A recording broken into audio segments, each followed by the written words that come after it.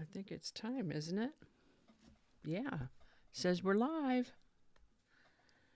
Says we're live. Hope you can hear me. Let's see here. Okay. Yeah. It's 8 o'clock. Hi there, and welcome to this day in history for March 29th. March 29th is the 88th day of the year in the Gregorian calendar, 89th in leap years, with 277 days remaining to the end of the year. Today's word is pensive. Pensive is an adjective that means, oh, no, we're not doing that. Okay, there we go. Sorry, had a little background thing going on there. Pensive is an adjective that means deep in thought, reflective, contemplative, musingly or dreamily thoughtful, like a pensive young poet. Suggestive of sad thoughtfulness, as in pensive mournfulness. The word pensive comes to us from English, Anglo-French before that, and Latin before that. First known use of the word pensive is in the 1300s. Pensive.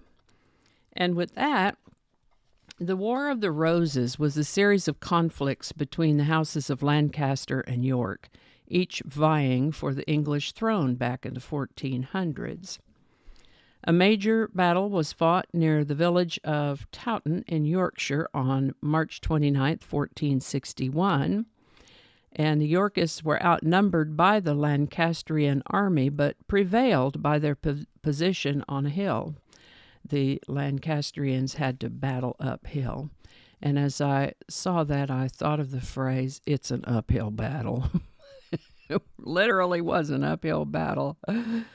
Often called the bloodiest battle ever fought on English soil. Casualty estimates range from 9,000 to 28,000. Yorkist victory that day allowed Edward IV to claim the English throne, and he ruled for 22 years.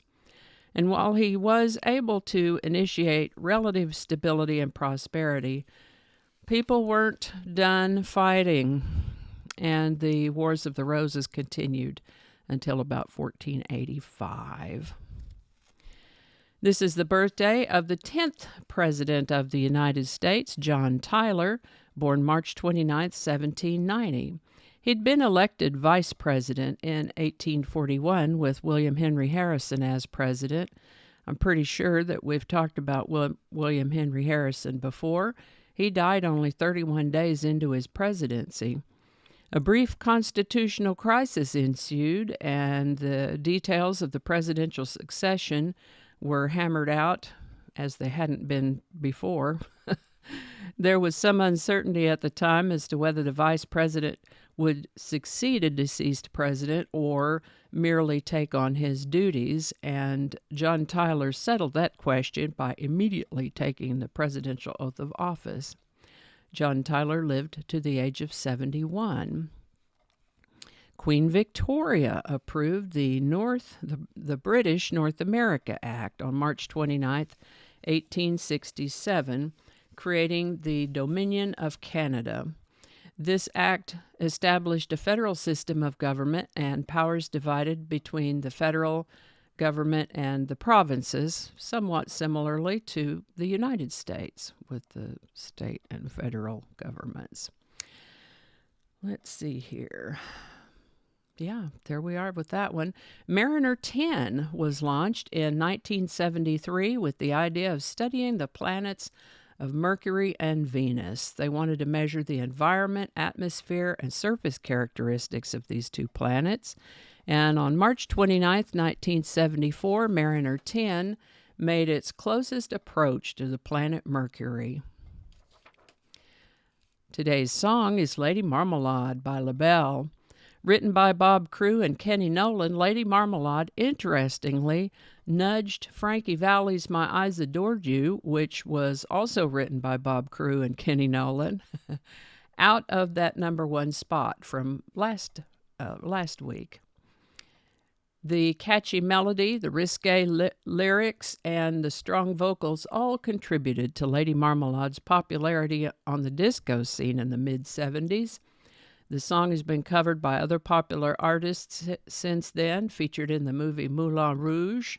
Lady Marmalade by LaBelle was number 1 on the Billboard Hot 100, March 29, 1975. Link in the description. And that's it. It goes pretty quick. Hi, viewers. I see viewers. I see likes. Thank you so much. Thank you so much. So I don't know if I'm going to have time to edit tomorrow's video, or if we're going to do a live again. We'll just see how the day unfolds. But thank you so much for tuning in.